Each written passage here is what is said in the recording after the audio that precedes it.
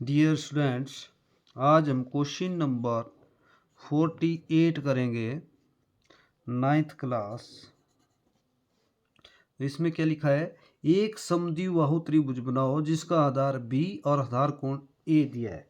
तो समद्विबाहु का मतलब इसके दो एंगल बराबर होंगे और दो भुजाएं बराबर रहेगी। तो ये आपके पास एक भुजा दे दी है अपनी मर्जी से। मान लो ये आपके पास भुजा दे दिए, से एक समद्विबाहु त्रिभुज बनाओ जिसका आधार बी दे दिया है, बी आधार दे दिया है और एक आपके पास आधार कोण इधर अपनी मर्जी से लेना आपने,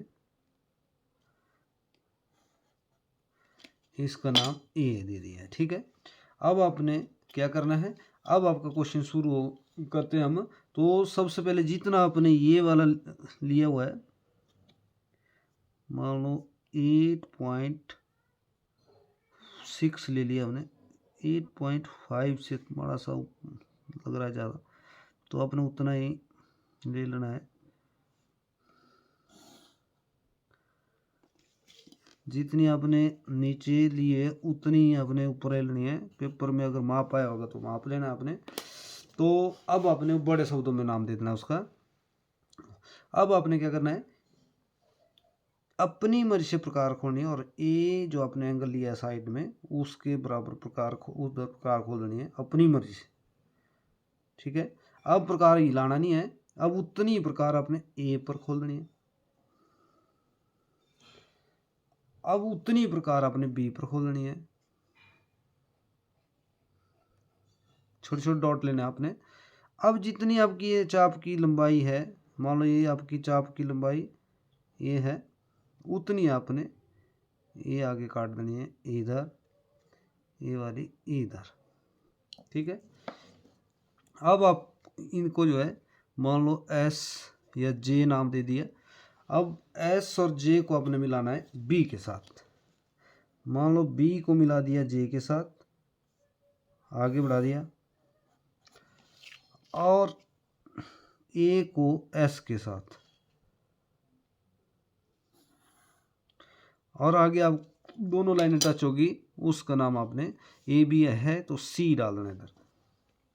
अब देखो सी बिंदु आ गया, इधर ए बिंदु है तो इधर ए नाम जो कोण आपका ये है तो ए डालना है। अब ए के बराबर आपने ए बनाया है तो ए इसमें भी ए डाल देना है। इस तरह हो गया। और ये जो बी भुजा आपने लिए इधर बी भी लिख सकते हैं आप, है ना। अब जो है पूरा चेक करो इसको। अब समद्विबाहु का मतलब हुआ समद्विबाहु जिसकी सम बराबर दो भुजाएं बराबर हो और दो एंगल तो हो गए बराबर दोनों, परंतु वो भुजाएं चेक कर लेते हैं इसकी दो भुजाएं कौन सी बराबर हो रही है। मान लो ये वाला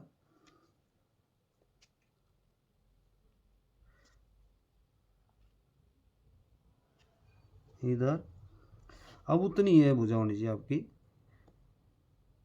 ये देखो दोनों भुजाएं आपकी बराबर है। देखो ये मान लो, ओके। इसी तरह आपने ए वाली भी भुजा अपने, ये दोनों आपकी बराबर है। तो इसका जो है अपने क्वेश्चन बिल्कुल करना है। जैसे ये मान लो आपकी 7.5 आ गई, तो इसका भी देखो आप इतना ही होना चाहिए,